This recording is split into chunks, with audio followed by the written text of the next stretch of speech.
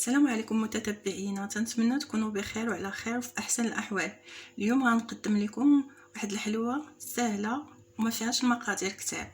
تنحتاجوا 250 غرام او ربعه ديال المارغرين، تنحتاجوا 2 خمارات، في 2 سكر فاني، 2 بيضات، كاس الزيت، كاس السكر سنيده، وما يعادل كيلو ديال الطحين وقبصه الملح. تنزيدو السكر فوق الزبده وتنخدموه مزيان حتى تطلق لينا الزبده.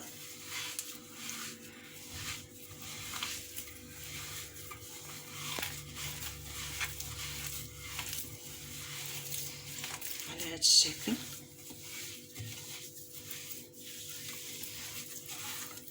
تنزيدو السكر فاني،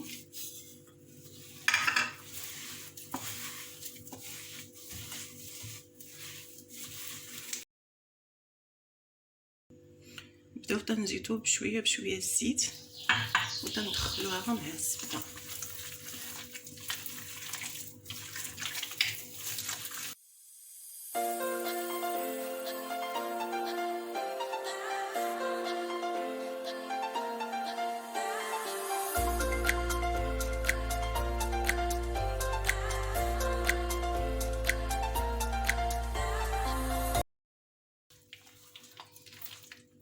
دابا غنزيدو البيض، قلنا 2 بيضات،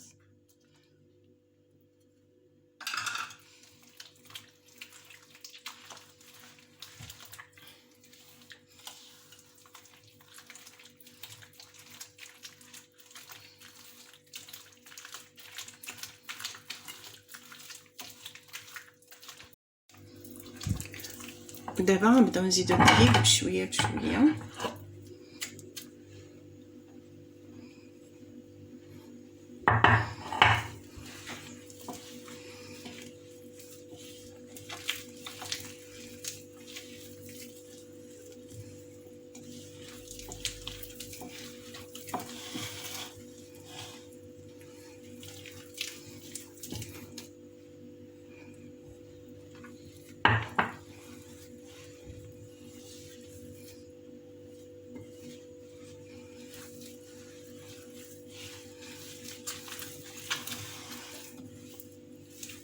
نزيدو الخمارات،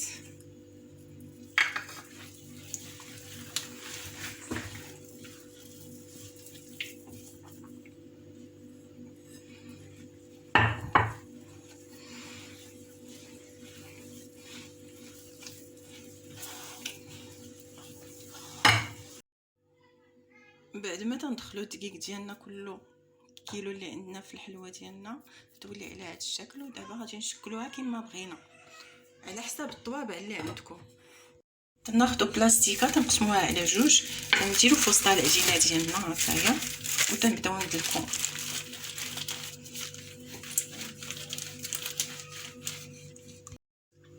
هذا الشكل الاول اللي درت، هذا الشكل الثاني اللي درت، وغادي نكملو. غادي ناخد شويه العجينه غادي ندير فيها. هذا هو الشكل الاول اللي درت، اختاريت انا هذا الشكل مدور. وهذا الشكل الثاني، اللي بغيت ندير، تناخد شويه ديال العجينه تندير فيها واحد الساشيه ديال الكاكاو وندخلها فيها مزيان. منين تندخلو الكاكاو ديالنا في العجينه غادي نطلقوها.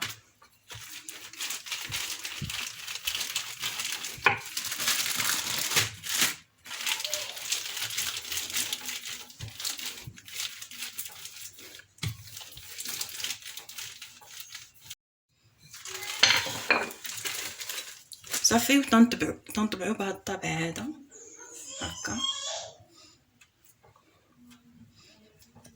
الطبع عنده 2 وجه، هذا درت به هذا الشكل ديال الشكلاط، وهذا سامبل درت به هاد المربعين. منين غادي نكمل جميع الاشكال اللي بغيت ندير انا غادي نخرجها من الفران وغادي نتلاقاو باش تشوفوا كي غادي نزين انا الحلوه. قبل ما ندخل الطاوه للفران، هذا الشكل الاول اللي درت مدور غادي ندهنو بابيض البيض وغادي ندردر عليه اللوز ايفيلي. هذا هو التزيين ديال هذا الشكل الاول.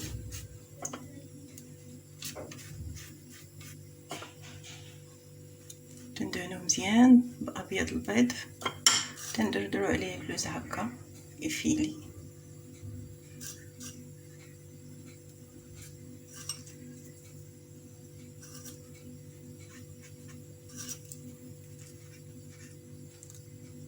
صافي وغادي نوضعوا الطاوه ديالنا في الفران.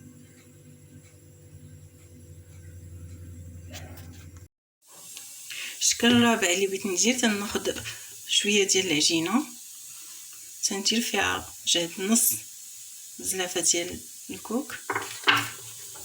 العجينه اللي قسمنا على 4، هذا هو الشكل الرابع اللي بغيت ندير. تندخل فيها الكوك مزيان،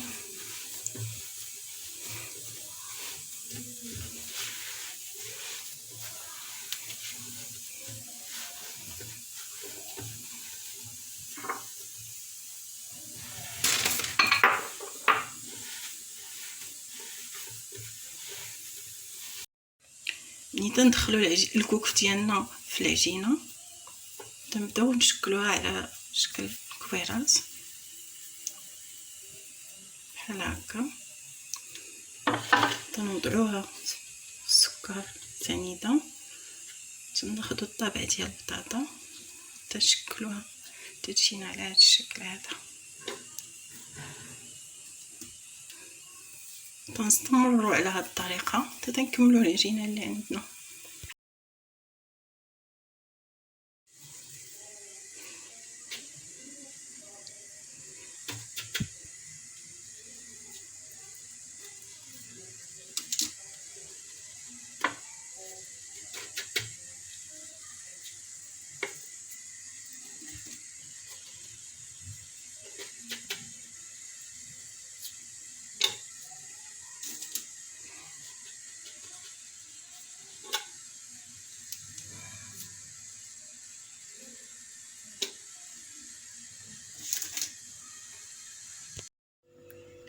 منين طيبوا الشكيلات اللي وجدت انا ديال الحلوى، هذا الشكيل الاول اللي دهنت بالبيض ودرت عليه اللوز ايفيلي.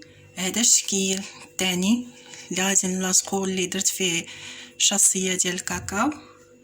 هذا الشكيل الثالث على شكل قليب، وهذا الشكيل الرابع على شكل وريضه.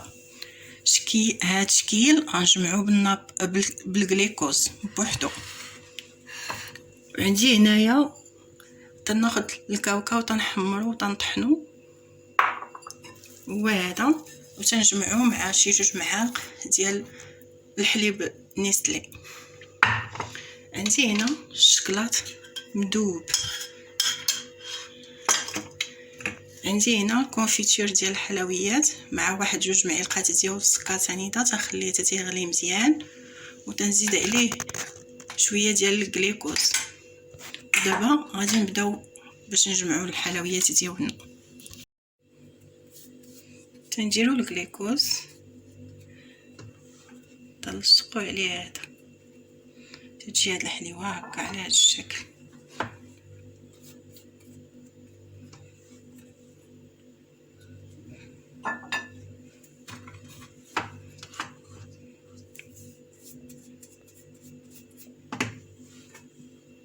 تنستمروا هكا حتى نكملوا الشكل الاول ديالنا.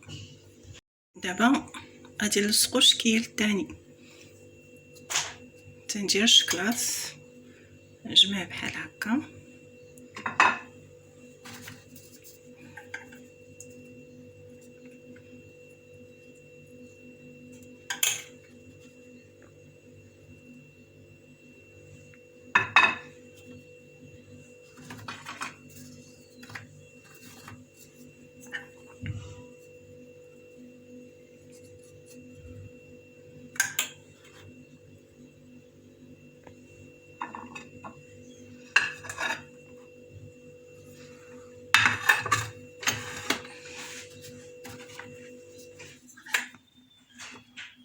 وغادي نبقى تنكمل هذا الشكل الثاني.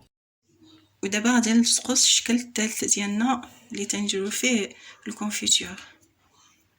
تنديروا غير شويه ومن بعد تنعمروا ليه الداخل ديالو. وتنبقاو على هاد الطريقه حتى تنكملوا هاد الشكل ونرجعوا للشكل الاخر. دابا تناخذوا كاوكاو اللي درنا مع الحليب محلى نيسلي. هاد الشكل غادي نجمع به لوريدات. انا هاد لوريدات هذا شديتهم دهنتهم بالبياض البيض ودرت عليهم شويه سكر سنيده باش عطاني هذا المنظر هكا محمر وزوين. غادي ناخذوا الطابع، تنطلقوا داك الكاوكاو، ناخذوا الطابع الرشمه اللي بغينا حنايا اللي درنا صافي هكا، ونحطوها على هادي